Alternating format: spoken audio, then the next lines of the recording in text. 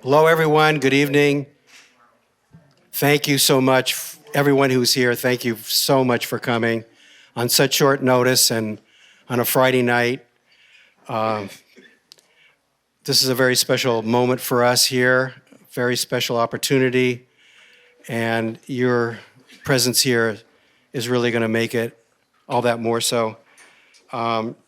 We appreciate those who put aside other events and commitments to come here. And there are many others whom we've spoken to the last few days who expressed strong desire to be here but couldn't because of prior commitments. That includes our senior minister, Vanessa Southern. But we are grateful that Reverend Fred Rabadou is here to represent the church. He came on the very last minute.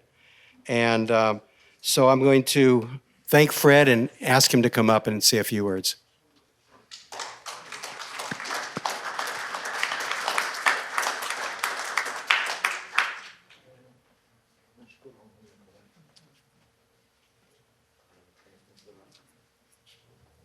Thank you, Bruce. I have a very long speech to give, so if you just settle in and get comfortable. No, really, on behalf of the church, I do want to welcome everyone, our special guests. It's a conversational topic that is very pertinent.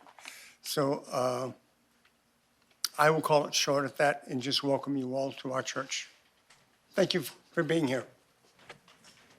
Thank you. I want to express our deep gratitude to Osama and Rotem for their presence here tonight, and well beyond that, their work of putting some light on a pathway that at least holds the potential for a way out of this desperately dark time. And now I'm going to ask Mari to come up and say a couple of words. Okay. So my name is Mari Magaloni Ramos. I'm a worship associate here at UUSF. I'm Mexican from Texas and Tamaulipas, a place that knows the sorrow and despair of stolen land and arbitrarily constructed borders that divide people who are family, criminalizing our bond to the land and to each other. It is said that the Mexican is the incarnation of the conqueror and the conquered. There's a certain human universality in that for me, and I hope that my presence will be a message of hope to you, a reminder that the future will incarnate and that it will be capable of embodying and generating love, hope, integrity, mercy, and miraculously, even joy. In this spirit and in gratitude for the work that you are doing, Osama and Rotem, I offer this prayer from my ancestors, from the original Nahuatl. I release my parents from the feeling that they have failed with me. I release my children from the need to make me proud so that they can write their own ways according to their hearts. I release my partner from the obligation to make me feel complete. Amen. Thank you.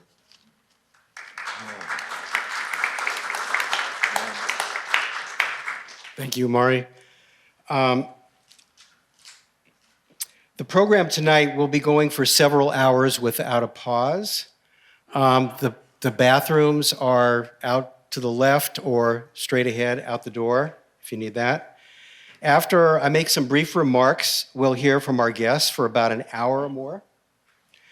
And then we'll have a brief interlude, and you'll have a chance to discuss what you've heard among the people near you in small groups.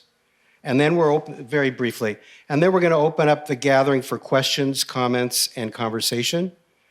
We'll ask you to use the cards that are on the tables and the chairs to write your questions or comments as they occur to you during the presentations or after.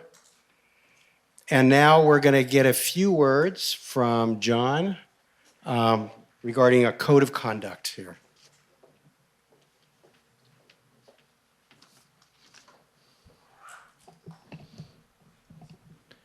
Bruce, thank you so much. It's a pleasure to see everybody here today.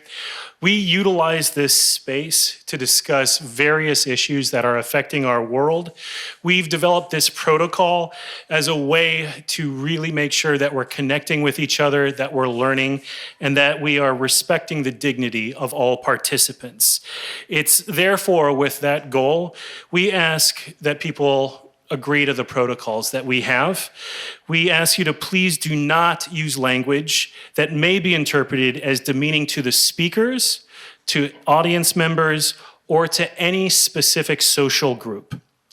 We ask you to listen and to please be respectful of other points of view. As mentioned, we will be distributing note cards. We do invite you to write questions. The clearer they are, the better the opportunity I have to read them. And if there's any problem that were to occur tonight, we will pause all discussion and determine appropriate next steps so all people feel respected. Thank you so much.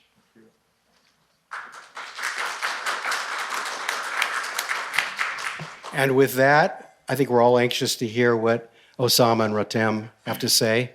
And I'm going to go in the back and listen. Okay. So thank you very much for the organizers. We would love to start with a short poem by Mahmoud Darwish. And then we will... Thank you. Think of others. As you prepare your breakfast, think of others. Do not forget the pigeon's food. As you conduct your wars, think of others. And do not forget those who seek peace. As you pay your water bill, think of others, those who are nursed by clouds. As you return home to your home, think of others. Do not forget the people of the camps.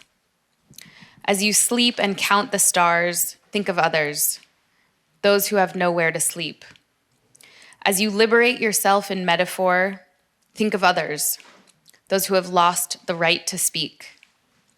As you think of others far away, think of yourself. Say, if only I were a candle in the dark.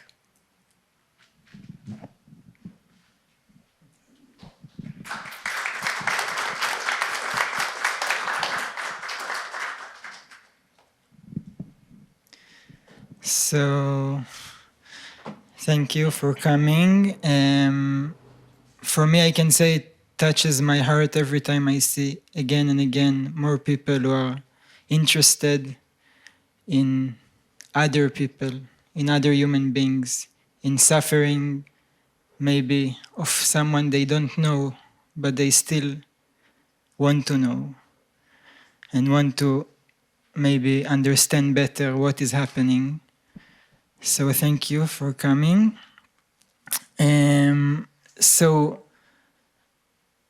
we do it since October.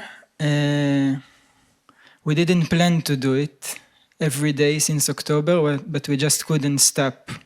We can't sit and follow the horrific photos and messages, and we feel that we want to do something to help the shift.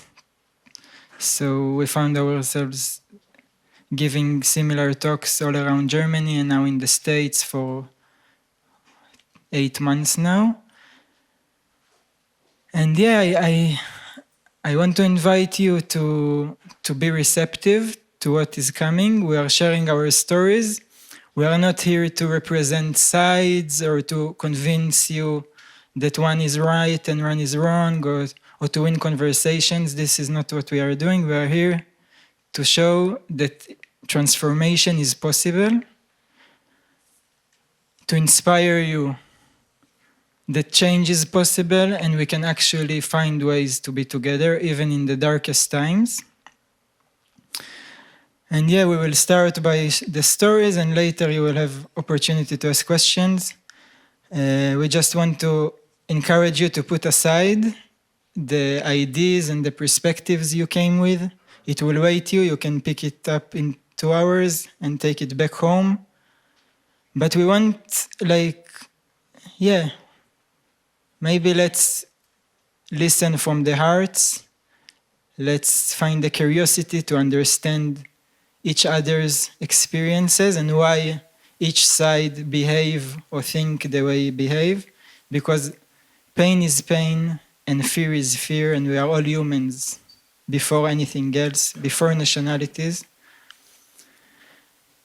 So yeah, you can start. Thanks. Yeah, I want to thank the organizers and the church again for having us. And as a beginning, I want to start by saying to all the churches, we don't need separation between us. We can be united, and that's what we are working on. So thank you for putting this table, but this is the first time I feel separated, and there is wall between us. Yeah, unity to the band.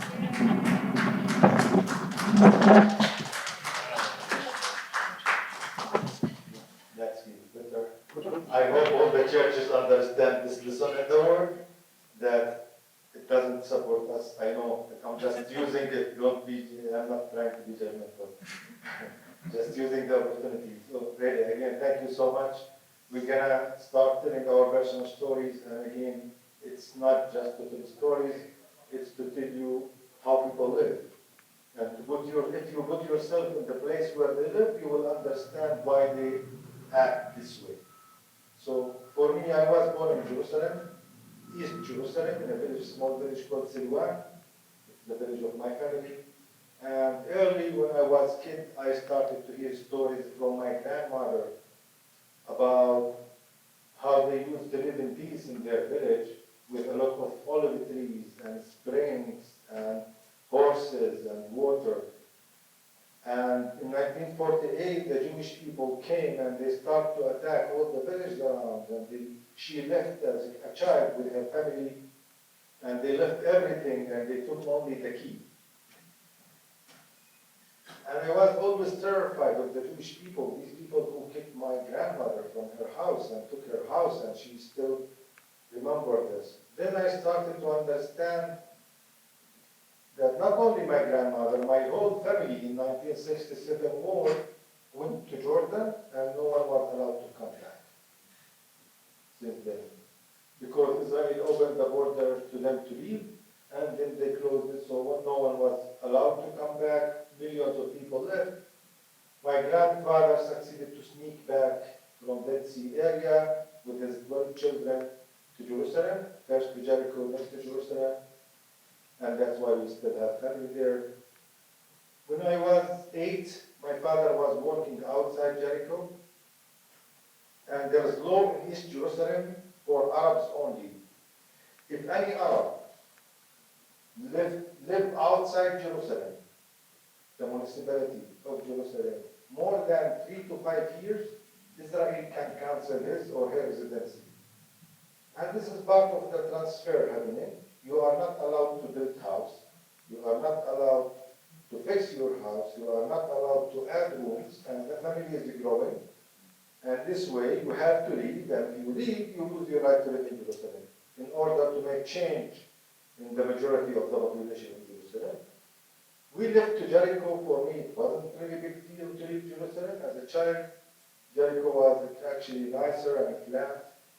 But when I started to go to school in the end of the 80s, it was the beginning of first Intifada, I started to see soldiers in front of the school and the other building.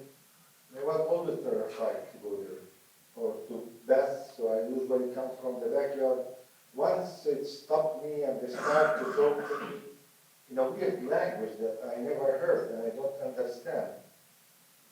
For me, the only thing, I saw them as Western soldiers don't speak my language. They are not part of my community. They are not here to protect me. And I was terrified. I went back home crying. And I heard my mother saying, he's crying because of the Yahud, the Jews. And that was the only image I knew about the Jewish people. Every day we go to school, few students sometimes throw stones at the soldiers on the other side of the street, and they target the school by tear gas. Then they start to run after us. I used to run from the school carrying onions, crying, terrified until we arrived home. I have seen soldiers beating my friends, my teachers, my neighbors. In the end, I have seen them beating my father too.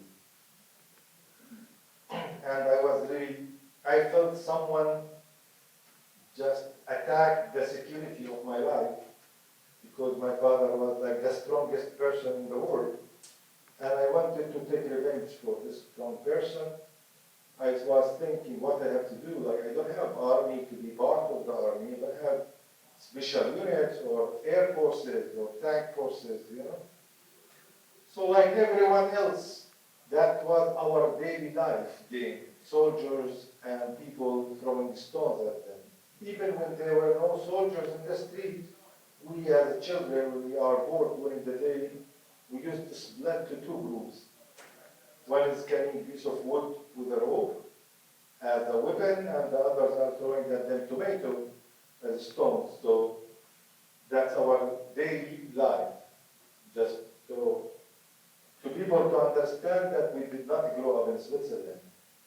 It's different place and different traumas and different environments, and the judgment should be different somehow. Not because we are victims, because this is the situation.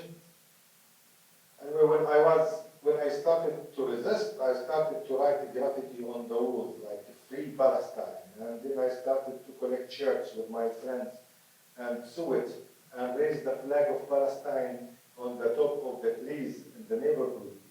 We didn't know how the flag looked like. First flag I raised over there, it was amazing, but everyone complained it's upside down. But I didn't know that I should put the flag on the top, not on the bottom. So I just, and yeah, and after this we were arrested for what we had done. And if you get arrested in the Israeli system, because we Palestinians live under different rules. Yeah? Like not between Palestinian and the Israeli who's living in Israel. There are different rules and different laws at the same city. For example, in Hebron, the old city of Hebron, there are Jews and Palestinians living in the same city. The Jewish people, no matter where they live, in West Bank, inside Israel, settlers, legal, illegal, they are full citizens. They have all the rights. Palestinians, they receive their rights according to their geographic place. If you are inside Israel, you have full citizen. If you are in Jerusalem, you have residency. If you are in West Bank and Gaza, like 5 million, you have nothing. You are stateless and live under military rules. And being under military rules means that the army can arrest any Palestinian from 1 day up to 3 years without trial. And it's called administrative detention. And today, there are 8,000 Palestinians in administrative detention. Actually, they were kidnapped, and they are hostages, because they are kept without charge. But we don't want to see them this way. And if we are very lucky, and we will go to court, we're going to go to something called military court, where the judge is the army commander. And if you want to know more about this, there is a movie, documentary, it's very, very good one. Actually, it's called The Laws in These Parts in English. And it was made by Israelis. So actually, yeah, I spent 9 months, and after 9 months, I came out with a lot of hate and a lot of anger and a lot of one-sided narrative. And I wanted to fight, but when I came out, I started to see people are raising the Palestinian flag everywhere, and they started to talk about peace agreement. For me, it was amazing to understand that one day, or it gives me a lot of hope to feel that one day or soon, I'm gonna live in peace. I couldn't imagine that I'm gonna go to my school and don't see soldiers, or go to the market and not be stabbed and terrified by the Israeli soldiers, or even have a theater, because there was nothing. No theater, no playgrounds. After 12 p.m., like midday, everything is closed. No one is allowed to go to the city center. And And I supported the peace agreement, and I was so happy to support it because I have seen thousands of Palestinians are celebrating the peace agreement in the streets. They were so happy. I joined the Palestinian police. I was there for 4 years. And then I started to understand that this peace is not functioning anymore. Like, it doesn't work that we always have negotiations. After we finish the first negotiation, we every day have negotiations, and negotiations always about our piece of cake, which is 20% of the whole cake. And you know, as Kennedy said in '63, you can't negotiate with someone who says what mine is mine and what yours is negotiable. Yeah? And that's exactly our situation. And I started to see the settlements are growing in West Bank every day. The number of the settlers raised during the peace agreement from 100,000 to 650,000. And they still want me to be convinced that they're going to give me this part.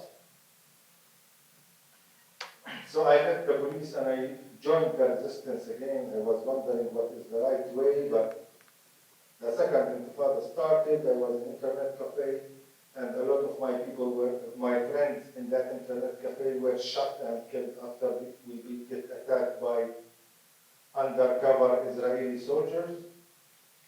And were arrested for 3 days, handcuffed, blindfolded outside, and I felt so bad and so angry. And when I was released after 3 days, I decided, I was thinking that I couldn't be killed in this situation, and of course no one gonna even talk about me, especially my mom. When I went back home, she was terrified. She did not know who was killed and who's alive. And I decided if I'm dying, I'm gonna die as a fighter. I will not die sitting on my chair. And I joined again the resistance until 2007, where Palestinians decided to stop all kinds of resistance and to go back to negotiations. Yeah, it was good actually to take a rest and to go back to my college. But what happened, I was thinking about how I can fight again. In 2010, I was in Bethlehem. It was a very cold night. And I wanted to go back to my warm city, to my town. One of my friends offered me a ride after going to meeting in Taritakum in Bejala to meet peace activists. And I was excited. It's the first time I hear about peace activists. And I wanted to go with them to see how they look like and what language they speak. I went and like was beforehand, and I entered to the room, and the first thing I saw, someone sitting with yarmulke, with kippah on his head. I stepped back and I said, Ahmed, this is not our room. He looked here, he looked inside and he said, it is our room. I said, what do you mean? There are Jews here.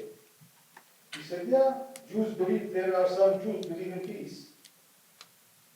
And you know, because I am the only right narrative, and no one can give me information. I know what I'm talking about, and everyone else is playing around. I said, no way.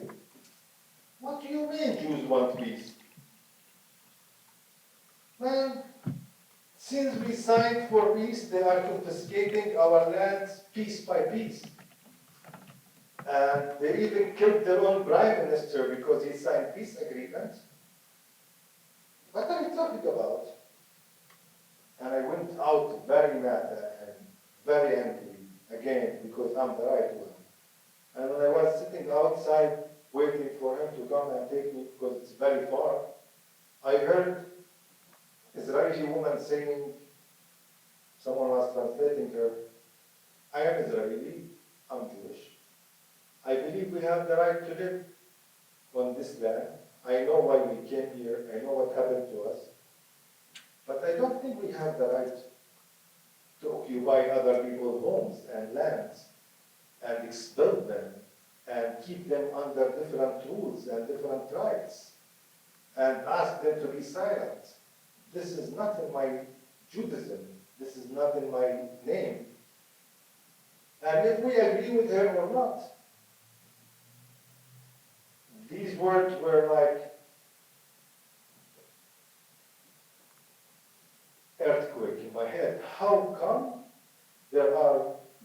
people who see my pain, or recognize, or understand, or even talk about my narrative.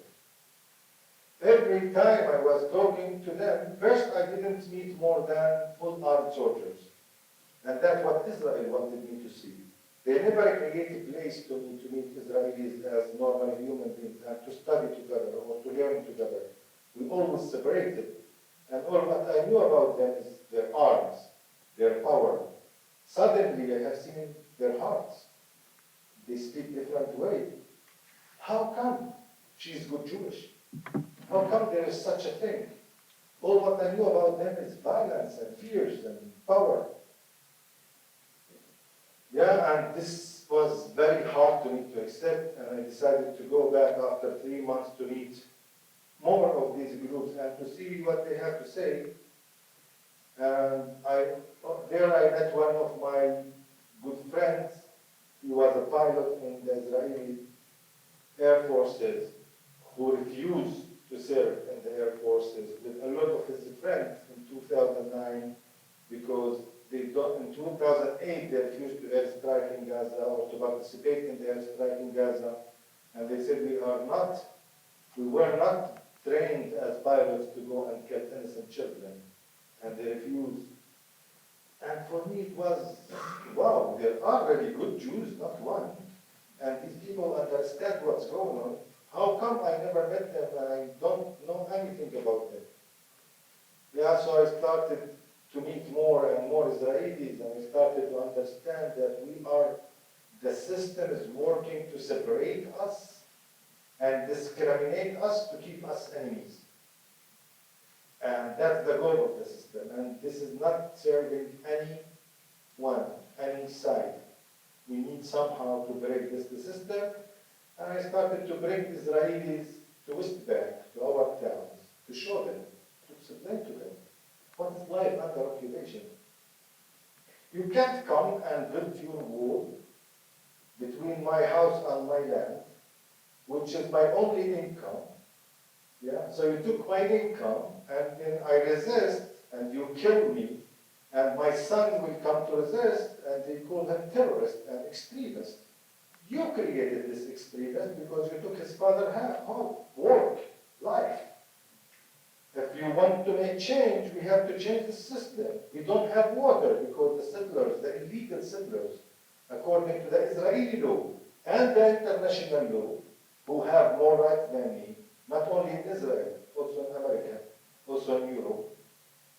They can fly all around the world. They can move much more better than me. This is not right. This is discrimination. And that's what keeps us enemies. And what we need now is to meet as human beings. To recognize each other humanity first of all. Because this separation makes it easy to us to dehumanize each other and think who's on the other side is the evil. And I taught myself a lot about the Jewish people narrative and their life. And I flew for the first time in my life after asking for visa for 8 months to Germany to see concentration camps where I have seen what the Jewish people have been through. Not because it's my grandfather's fault, but if you want to make any peace agreement with anyone, you need to understand their fears, their traumas, their history, their life. Yeah, and I came back with so much confusion, and like I was confused and I had conclusion there. I was confused how come people pass all this trauma are discriminating me according to my religion. It was like I was crying there because Jews were discriminated according to their religion. And it's happening not the same way, but it's the same idea, and that makes me nervous, and I couldn't take it, and how much ignorance they are, and how much they don't meet Palestinians. So I started to create another group of Palestinian Israelis together to see each other and to recognize the pain and the catastrophes and the fears and the rights of each other. And I think that's the only way to make change in our land.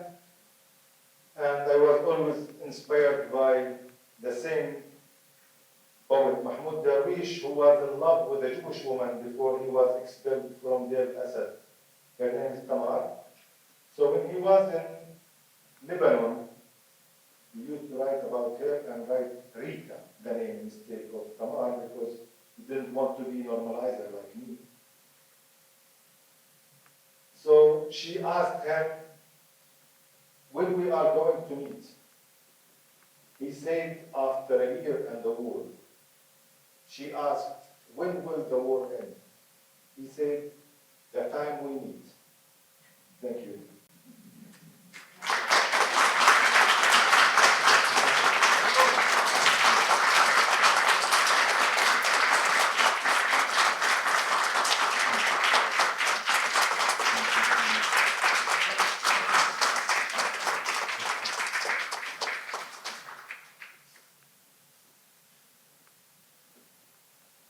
Thank you, Osama. That's your side. I want your side. Huge one. I want it all.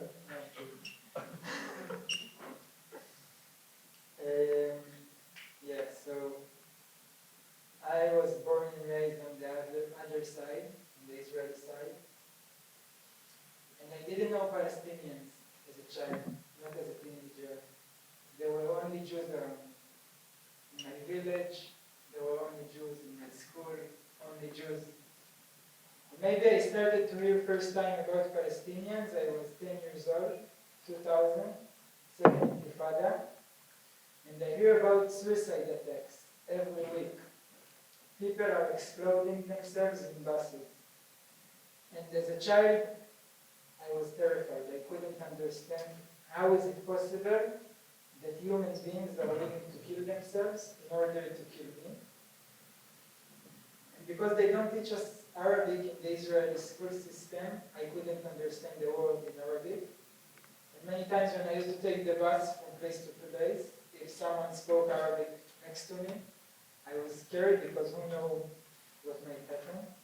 And many times I chose to leave the bus before the destination. Growing up in Israel, I think I started to understand what it means to be an Israeli through the annual ceremonies we hold in the Holocaust Memorial Day and the week later in the National Memorial Day. And we invite the soldiers to participate in these ceremonies. And I remember as a child, I used to see soldiers entering my school to participate in the ceremony. They always have full uniform and no weapons. And they were always welcomed by the teachers with a lot of appreciation and love and respect. And I used to see this ritual every year, again and again and again. And at some point I started to realize that I will be a soldier at some point. When I will become 18 years old, this is the future. There were no exceptions to this. Like everyone around me, all my family, all my village, all my teacher, everyone were soldiers at some point of their lives. And for me, the army is the college. When you finish high school, you go to the army like everyone else.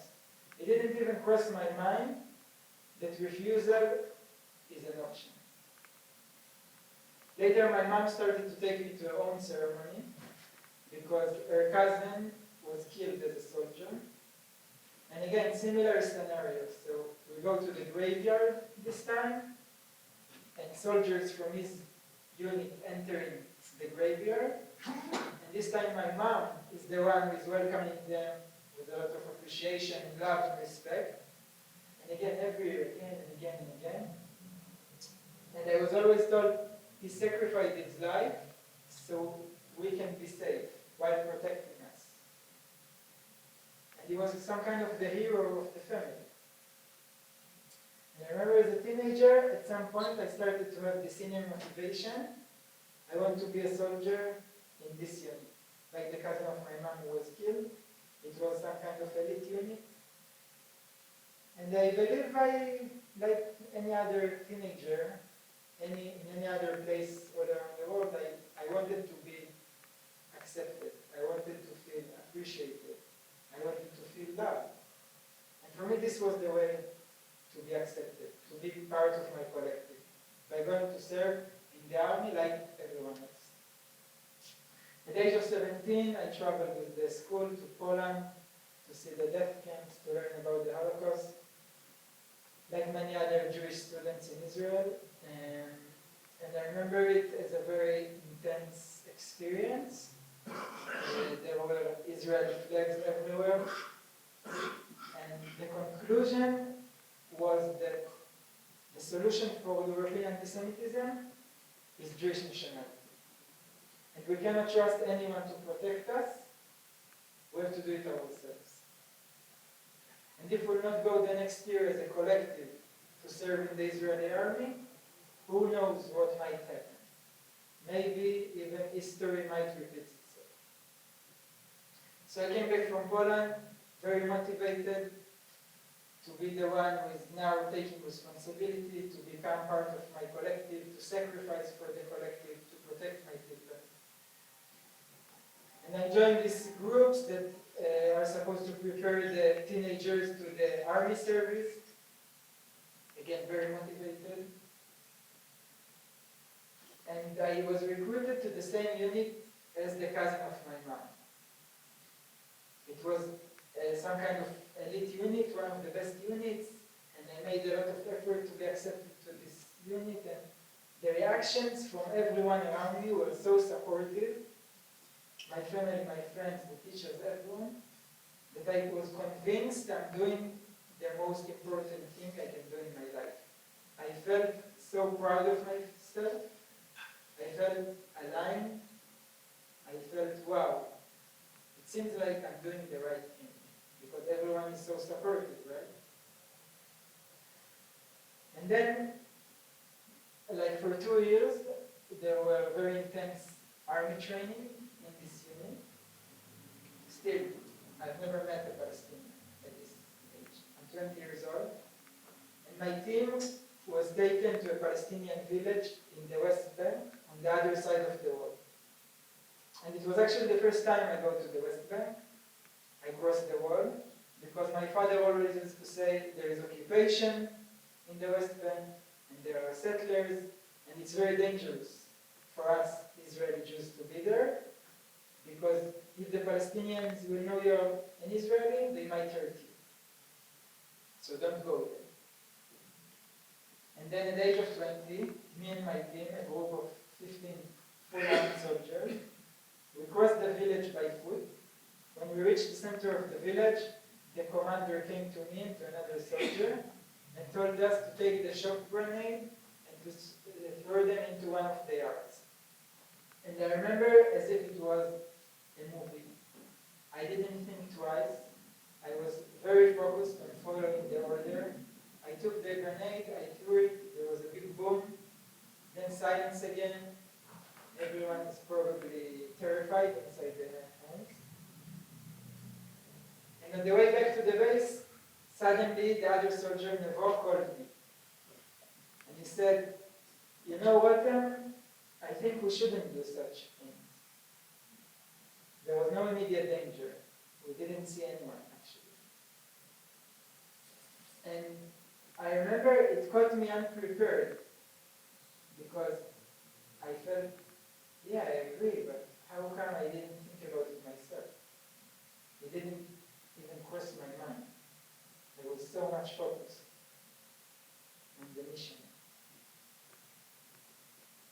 And then the commander came, he heard us talking about it, and he said, guys, you're soldiers, you do what you're told to do, and this is the end of the conversation, I don't want to hear about it anymore. And because we're good soldiers, and it was a good unit, and we made a lot of effort to be accepted to this unit, we didn't speak about it anymore. But somehow this night stayed at the back of my mind, the back of my head, and maybe this was the first crack in my perspective or understanding of the situation, because again, I didn't feel aligned with what we were doing. I felt disconnected somehow. A year later, I was released from the Israeli army after 3 years of mandatory service. Luckily, I didn't have to fight or to shoot anyone, and I wasn't traumatized, but I was very much programmed to be the best soldier. the one who's following orders the best way he can. And somehow I felt that I want to let go of this mindset, of this programming, to unlearn, to be like more free. And I felt that this process of unlearning, of deprogramming, it would be difficult to do it on the land, because on the land, Israeli society is so militaristic that the army is above anything, above politics. We have right wing, let's say maybe we have left wing, I'm not sure, and above them, there is the army. You are not allowed to challenge the narrative of the army. The army is the most moral army. This is what we are told. They make everything they can to protect human beings, of course. So I decided, like many other Israelis, to use my privileged passport, to get out of the land, to travel, to see other places. And I started to self-reflect about things. And I came back to Israel to start medical school. And just before going to medical school, I met a friend who told me that he's going to Germany to meet Palestinians from the West Bank in some kind of dialogue program. And I was, wow, we can meet Palestinians from the West Bank. I've never imagined, because I was always told you shouldn't go to the West Bank. It's dangerous there. If they know that you're an Israeli, they might hurt you. And now I can go and meet them in Germany. And actually, yeah, the only time I've been there as a soldier, I was the one who was violent. So I had many questions in my mind, and I was curious to meet these people. To ask them, hey, why do you hate us so much? Why do you keep attacking us? And in Germany 12 years ago, in this program, I met a group of 20 Palestinians. Most of them were born and raised in refugee camps all around the West Bank. But I've never heard about refugee camps. So they explained to me, yeah, we were born and raised in the West Bank in refugee camps, but originally our grandparents are from where you live, from inside Israel, from 1948. This is how they call it. And when the Jewish state was established, 400 villages were destroyed completely, and 2/3 of the Palestinian population were expelled from their homes to refugee camps in Gaza, all around the West Bank, Jordan, Lebanon, Syria, and later all over the globe. And many Jewish refugees came over and took the homes that were not destroyed. And honestly, it was too much. I couldn't really comprehend this narrative at the beginning because it didn't make sense. How come I live on this land all my life for 23 years and I've never heard about refugee camps? I've never heard about Nakba. You know what Nakba means? Nakba is catastrophe in Arabic, and this is the term that the Palestinians used to describe 48. What for me was the war of independence or the war of liberation, suddenly I realized that for the Palestinians, my neighbor, this is their catastrophe, their Nakba. And yeah, at the beginning it was challenging to believe, but at the same time I connected to these people on a very human level. For 2 weeks, we shared our stories, our feelings, our fears, and they became my new friends. And I started to care for them. And I've seen how much pain they have around this topic, and how much heavy emotions. Many of them even brought the keys to the houses that were taken or destroyed. So I realized, okay, there is something here, of course, I'm ignorant. And I started to read about the Nakba. And very early I realized that there is a law in Israel that prohibits schools from teaching or even mentioning this word. And if you're an Israeli teacher in the Israeli school system and you will insist to teach your students about the Nakba, you will lose your job. And we have several examples of great teachers who lost their jobs. And later I learned from my Palestinian friends that in Israeli theaters, you are not allowed to mention the Nakba on stage, because then the theater will lose all the funds from the government. So there are many, many practices that Israel uses in order to erase the Palestinian narrative.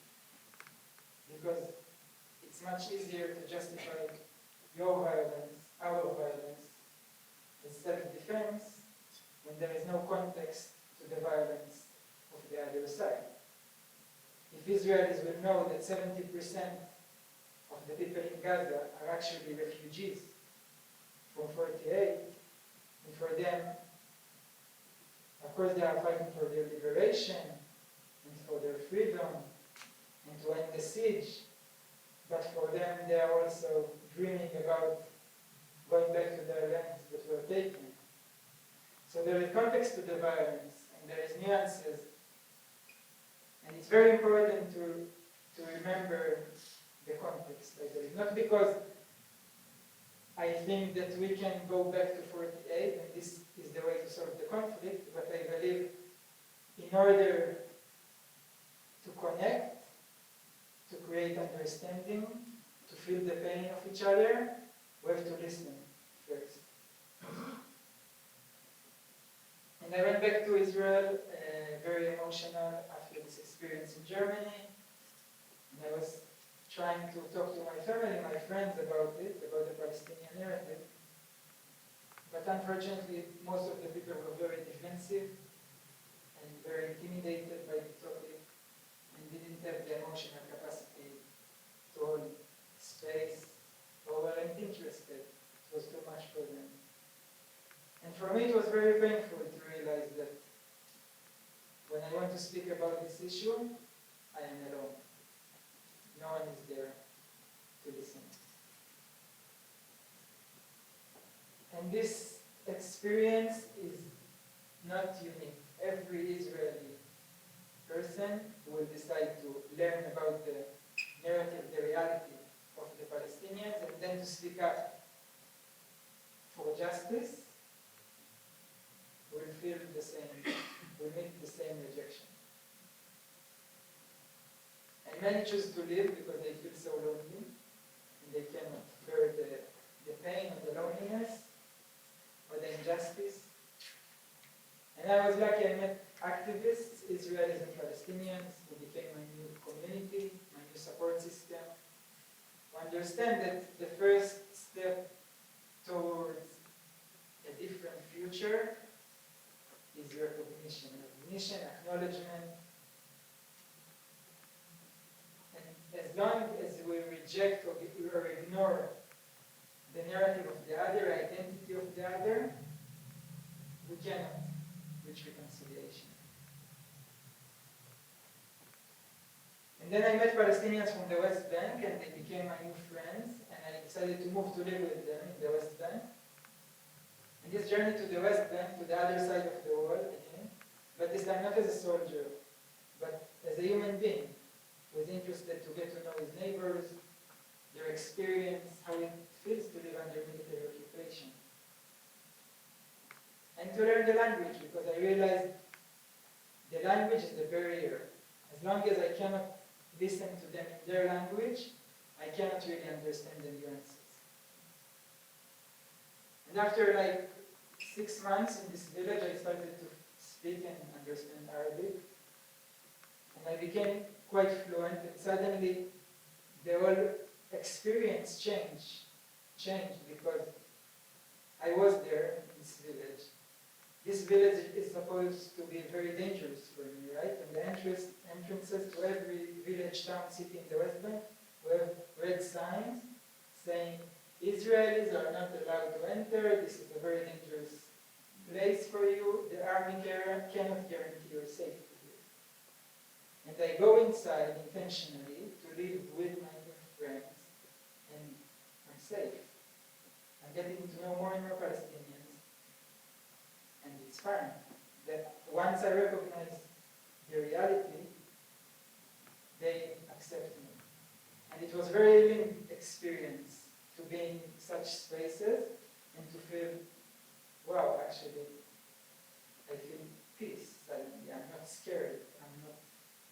much more connected than the way I felt in my village or my life, actually.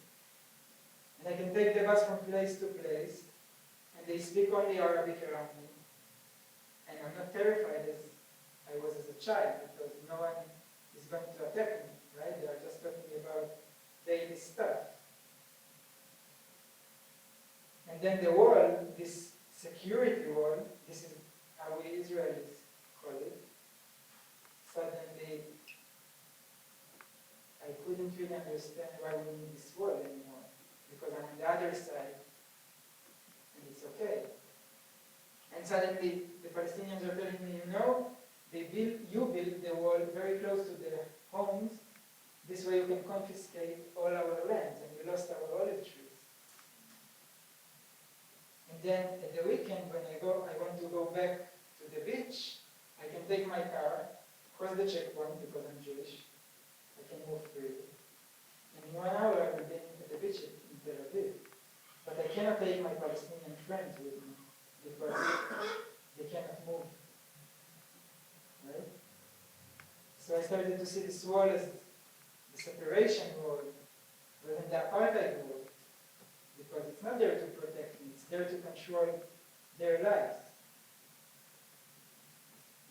Yeah, and since then I'm trying to spread this alternative narrative that we can actually live in peace together on this land, but we have to change the system. As long as one people live above the other, as long as I, as a Jewish, have all the rights, all the privileges, the system works for me to guarantee my safety, my rights.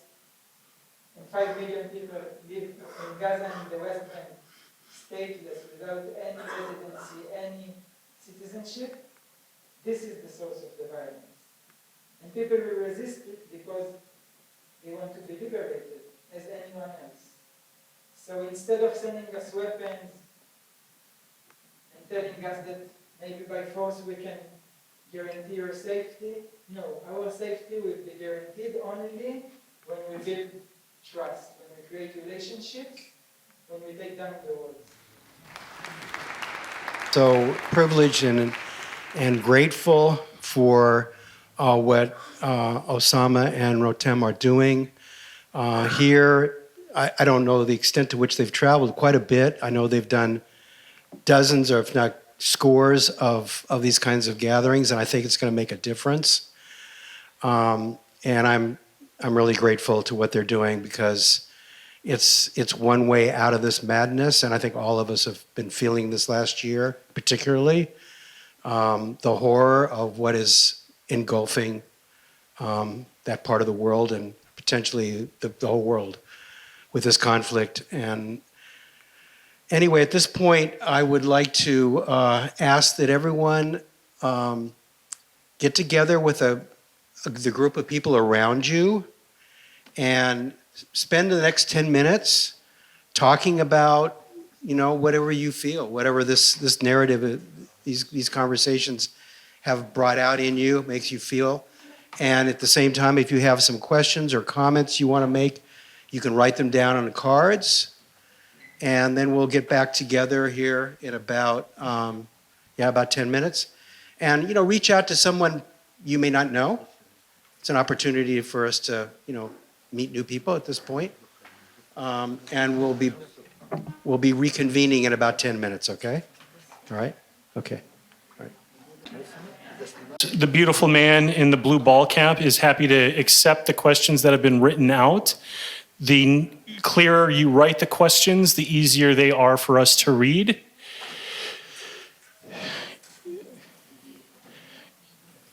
Just preliminary, Osama and Rotem, thank you again for your wonderful presentation.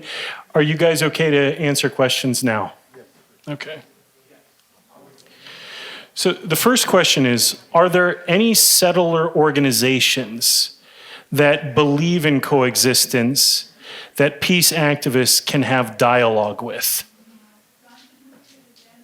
So the question again is, are there any settler organizations that believe in coexistence that peace activists can have dialogue with?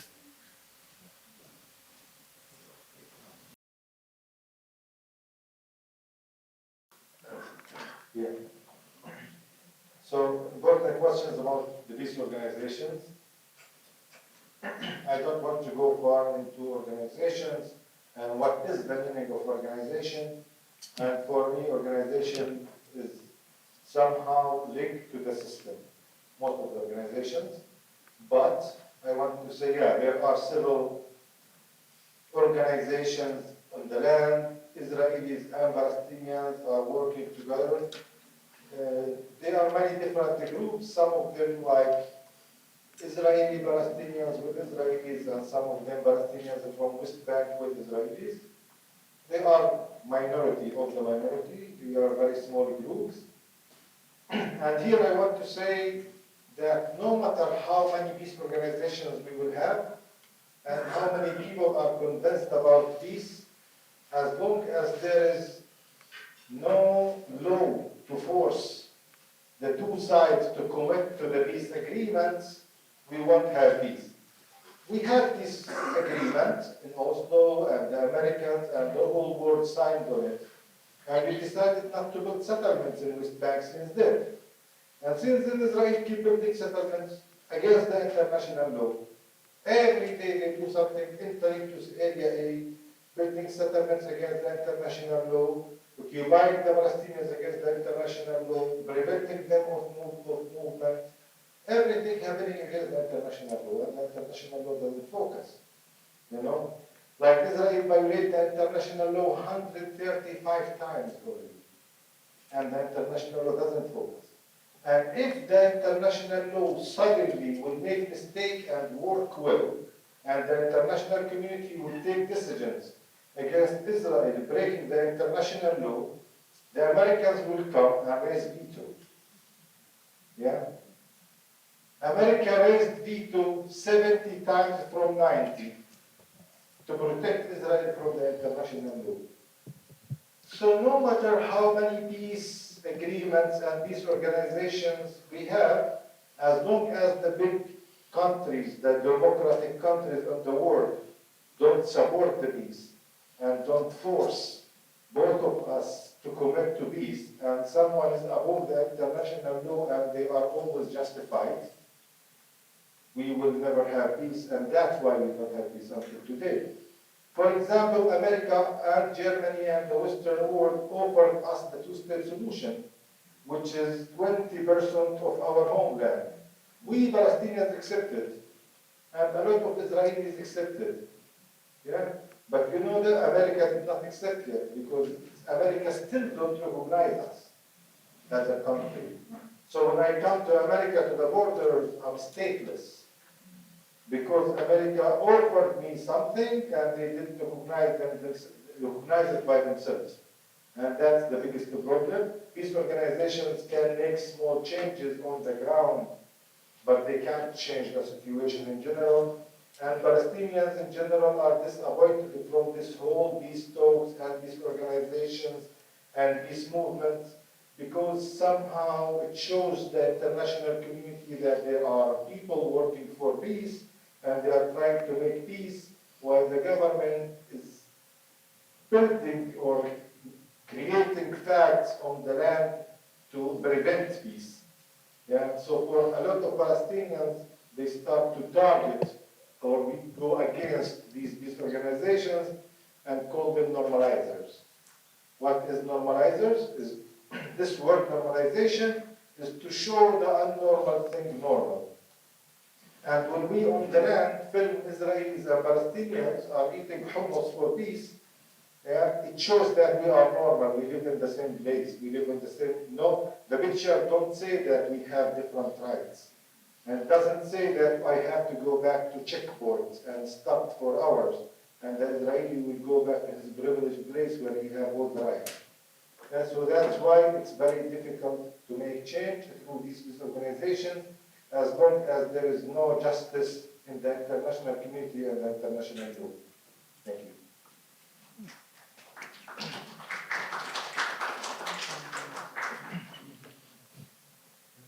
So, first I think that there is no coexistence. This is not a solution, coexistence. The solution is not coexistence. Because as long as the system separates us, discriminates us, Osama is going back to this segregation system and I go back to my privileged life, we cannot coexist. We need to change the system so we can coexist. But as long as the situation is like this, we have co-resistance. Okay, we can fight for each other, we can have relationships, but we cannot normalize the situation. We cannot show as if we can coexist under this system, because it's not sustainable. We met 7 years ago, again, as under the umbrella of co-resistance, actually. So we started to give similar talks through one of these organizations to a pre-military group of Israelis. And because Osama cannot move freely, cannot drive his car inside Israel, I had to go to pick him up. And we drove together next to Haifa. And yes, since then we are giving similar talks on the land. And in October, we had this 2 weeks tour around Germany planned since the summer. But suddenly the 7th of October happened. And the airport was closed. So normally what happens, I can use the airport, I can travel freely to Europe, but Osama cannot. He has to go to Jordan, he has to ask for permission from the Israelis to cross into Jordan. And suddenly 7th of October we were equal, because there is no Israeli airport, it's closed. So we traveled together to Jordan, and then to Germany, and we found ourselves giving similar talks for 5 months, all around Germany, over 100 talks. And yeah, we didn't choose to do it. It somehow unfolded. We felt that, yeah, we are somehow effective. People are very moved, very inspired, and we started to receive more and more invitations. And then, end of February, we decided, okay, it's time to go back. And we went back, and it was very challenging, actually, to go back and to be very close geographically to such horrific situation, human crisis in different levels, and suddenly I don't feel the agency anymore. I don't feel I can do something to stop it. And yeah, then again we received more and more invitations to go back to Germany, and we traveled back to Germany end of June, and since then we are giving talks all around Germany and now in the States. And yeah, I hope that we will go back soon to the land, and that we will find ways to also inspire the people on the land to believe in different way. But it's very difficult, actually. People on the land are super traumatized right now. They are in trauma response. Both sides believe that they fight for their lives, for their existence. And yeah, we need your help. We need to build a movement, global movement, to force both sides to believe in an alternative to the violence.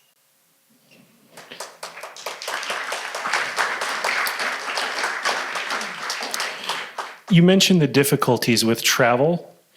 Are you facing opposition to your travels and advocacy from any institutions, such as the US government, such as the Palestinian government agencies, such as the Netanyahu government? Maybe another question? Is there much discussion happening around the possibility of a one-state solution where there is equal rights for all that live there?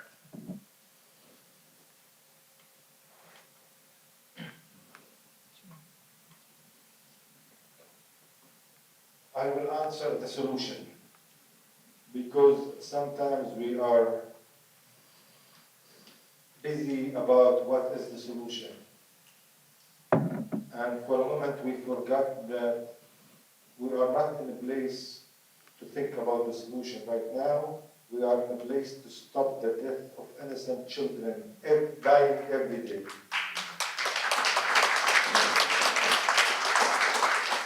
That is the solution for now. That's what is needed for now. And to keep talking about what is one state, two states, three states, it's important, but it's the next step.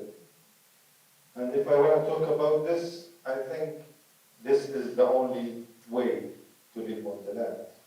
Because it's not unique, that's the need of every human being. I don't know why in our case it's unique to ask for equality and justice for everyone. Yeah? We are not asking for a miracle or something like expectation. We are asking for equality and justice and human rights, the things you came to teach us actually, or to lecture us about the human rights, women's rights, equality, justice, dog rights, gay rights, all the rights. That's what we are asking for, and that's why we are here. Because we are telling you, you are the people who's telling us about this all the time. We want your help. We came here with a lot of hope. And we expect from you not to disappoint us. Yeah, because you are our hope. Not only to send us 2 tons explosion rockets to kill each other.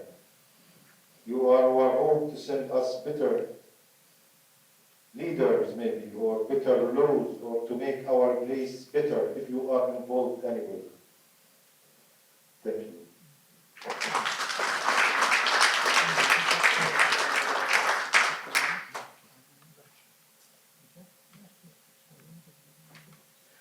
About the governments. For me, I don't have any difficulties from the Palestinian Authority. Maybe people don't believe really deeply in what I'm doing because they believe, we have been negotiating and talking to Israelis and to Americans and to everyone since ages. And we have been died in millions and thousands, and in Gaza from 2008 until 7th of October, 12,000 people were killed. Most of them are children, and the world does not see that. Suddenly, when the other side is paying the price, the whole world is standing upside down, sending weapons and ships and everything to kill everything moving there and justifying the death of children and schools and universities and mosques and Eid and doctors and torture in jail. 70 people were killed in West Bank by torture inside these concentration camps by Ben Gvir, the terrorist, and 30 from Gaza were killed. Most of them are doctors and Eid people and firefighters. And the whole world is sitting there. So we don't have any problem with the government. I think Palestinians are disappointed. The Israeli government did not stop us yet. I'm always afraid when I go back. I could go back to jail straight. I don't need reason to go to jail because we have administrative detention and I'm stateless. So I don't think so far they are tracking us. The American government, of course.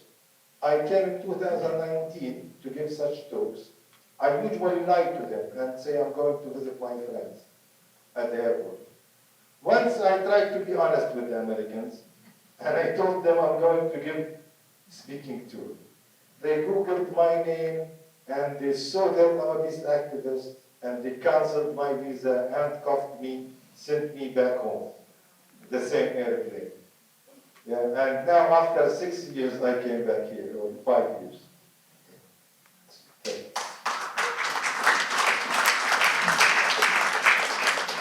One more thing. So in Israel, we are not allowed to enter schools. This cannot happen inside the school. In Israel, you have to commit that you are not challenging the army. So you cannot encourage refusal inside the Israeli schools. You have to say, I will not talk badly about the army because this is like red line. So this way they control the discourse and the boundaries of the discourse. So it's the case that you guys like to have 2 questions at a time, is that correct? No problem. In your perspective, what has been the influence of the United States in perpetuating the conflict or working towards peace? And the next question is a theoretical question. Is it possible that the nation state rests on warfare? All nation states come from warfare.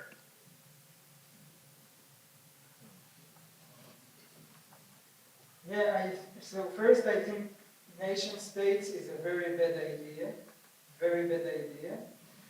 and immense human suffering because of this idea. It's a failure. I think it's not here forever, but right now this is the situation and we have to somehow find ways to deal with it. It's about, people are basically creating a system to secure their interests, the interest of their group specifically. And of course minorities will suffer all over. It's not just about in Israel. It's all over that minorities suffer from these systems.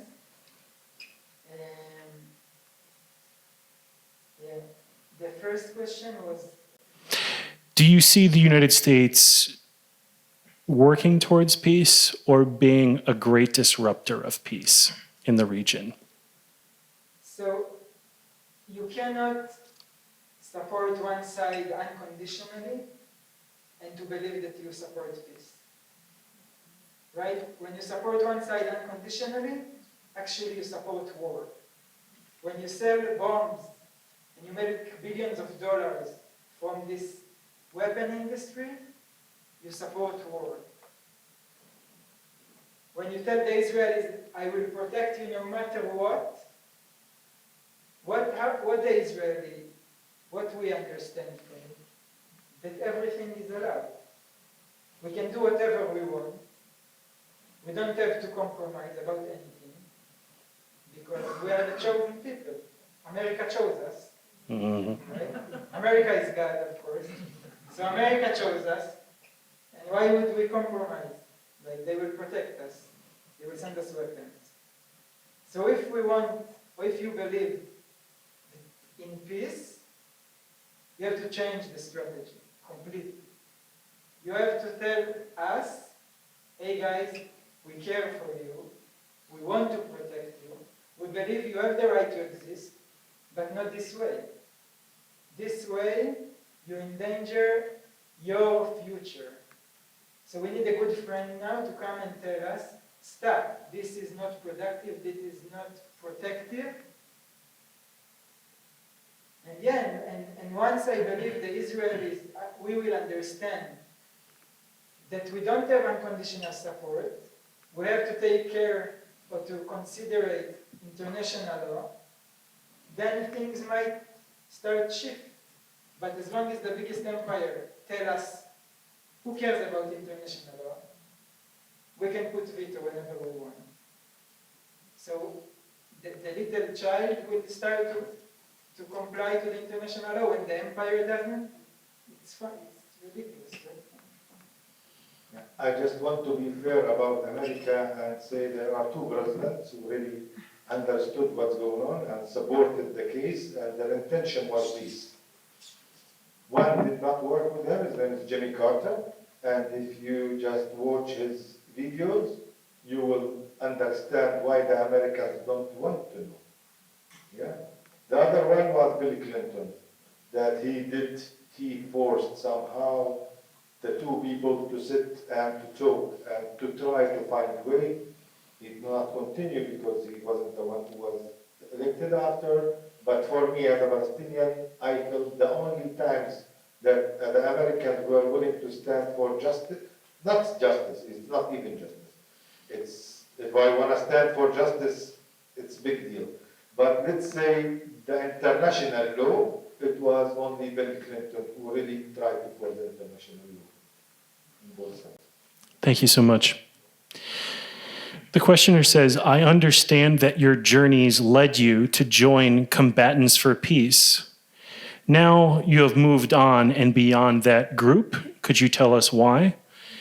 Second question, do you see much of the Refuser Solidarity Network or new profile or other groups of conscientious objectors, people that get support for conscientious objection.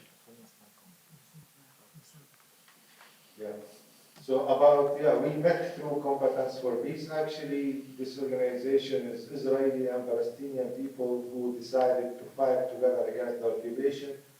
We believed in their idea. We believed that we have the right to resist together Israelis and Palestinians and fight together instead of fighting each other.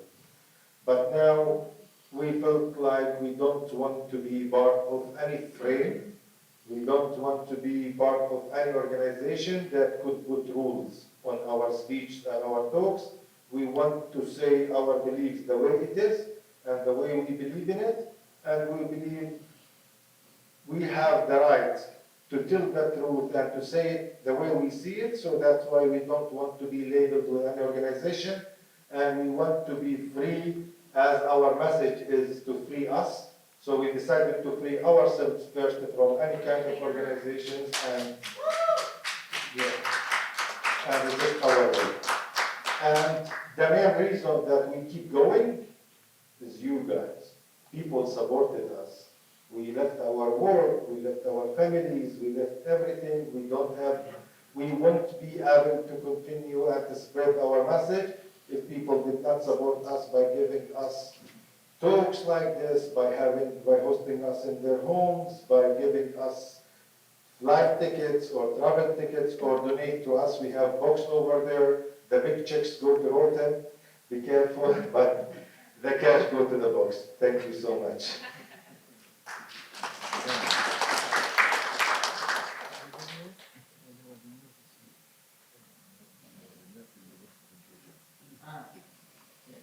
So, yes, so I think from what I feel, and from mostly social media, I feel like there is an increase in the number of Israelis who choose to refuse. It's still very small, but yeah, I can see more and more, and I believe in the coming years we will see increasing numbers. Still for Israelis right now, they're a bit stuck because they feel this war is about their existence, but at the same time, they don't want to be the oppressor. And they see how the situation in the West Bank is escalating, and at least like leftist or liberal, maybe they are not leftist, but liberal Zionists, who don't believe that we should occupy the West Bank and Gaza.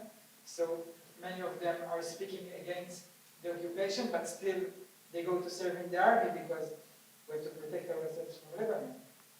Right? So there is some kind of, and I believe many also choose to sneak and not to go to reserve service. Like after the age of 21, you are called to fight in wars when there is a war. It's not the mandatory service, it's the reserve service. I think many now don't go to reserve. And I've read that like they are starting to enlist people above the age of 35, which was never before.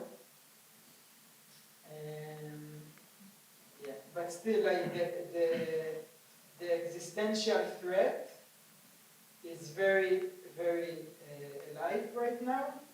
And many Israelis, even if they don't agree with the practices or the strategies of the government, many of them go and fight because, again, existential threat.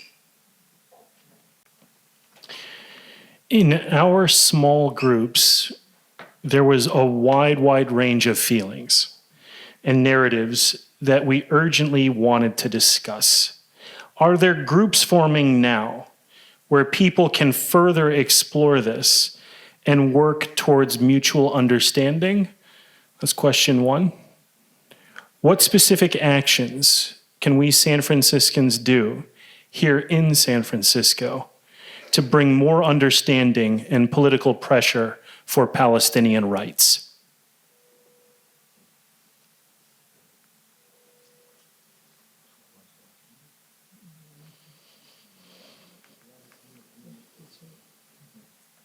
the first one again, the first question.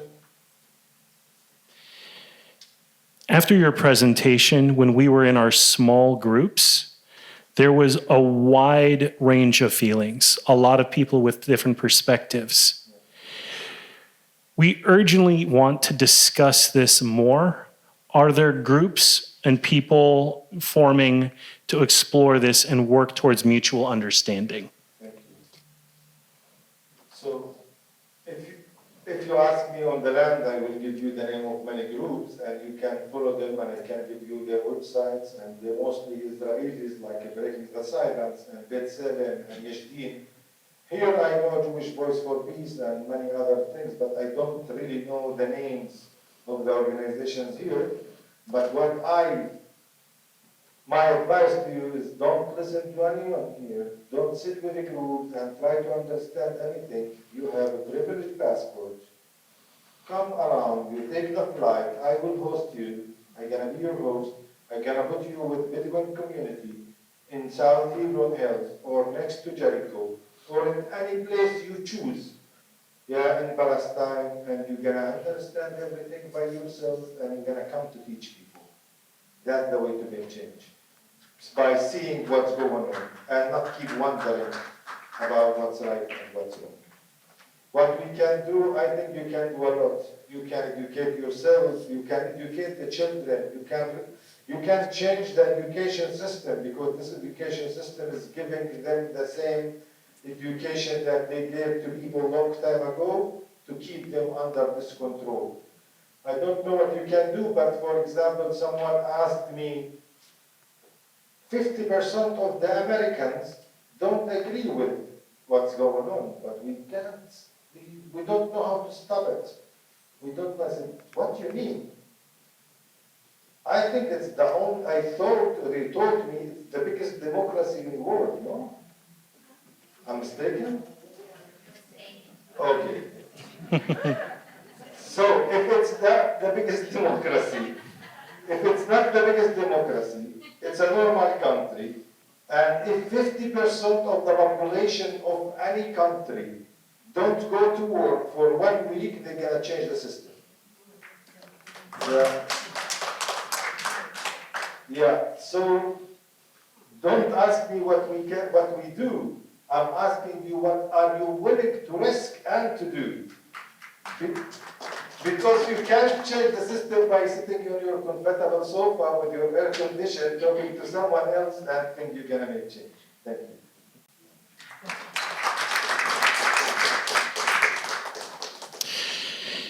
We've come to 7 o'clock, and you guys have done an amazing job answering these questions. We're very grateful to you. I just wanted to point out that there's going to be an event on October 6th at 1 p.m. at 16th in Valencia. It's an International Day of Action to recognize 1 year of genocide, 1 year of resistance. We definitely wanted to announce that that is coming up. There are also several other events that our congregation is working on. If you've signed up in the back, we do have a chapter, the Bay Area chapter of Unitarian Universalists for Justice in the Middle East. We have a lot of great events coming up that we're eager to have participation. We also have a forum every Sunday where we bring in speakers from the community to talk about issues facing San Francisco, the Bay Area, and the world. We would love to have you participate. At this stage, I do want to thank a lot of the wonderful people that helped make tonight possible. I do want to recognize Reverend Fred Rabideau, who gave our wonderful introduction and his spiritual leadership to our community. I want to recognize the talented Mari Magaloni Ramos for the poem that she delivered to us. I want to thank Michael Bussier, who made sure we had technology for capturing this wonderful event. I also want to thank Robin Larson, who displayed tremendous leadership to make sure that we could have food to present to you tonight. Thank you so much to Robin. We also want to thank Andrea Chan, who's a wonderful activist here in the Bay Area that helped facilitate this. I want to give a special recognition to Bruce Newberger, who is a driving force in our congregation and in the Bay Area. This wonderful organization with all of our collaboration would not have been possible without Bruce Newberger's vision. And the two people I think we definitely should thank most, Osama Iliwat and Rotem Levin, you gentlemen are so incredibly brave, so thoughtful. We are absolutely inspired by you. And you've given us these placards for Salt of the Earth. There's QR codes for donating to Venmo as well as to PayPal. Is that correct? You mentioned that there are laws that prevent you from speaking in schools to people that need to hear this message most. You've come to so many communities. If people want to make sure more people can hear your message, can they donate? Can you talk more about Salt of the Earth, please? So, as we mentioned, we just started it 2 months ago, and we don't have any organization behind us. We're starting to build it, and we're looking for support to make it sustainable, so basically we can continue doing this.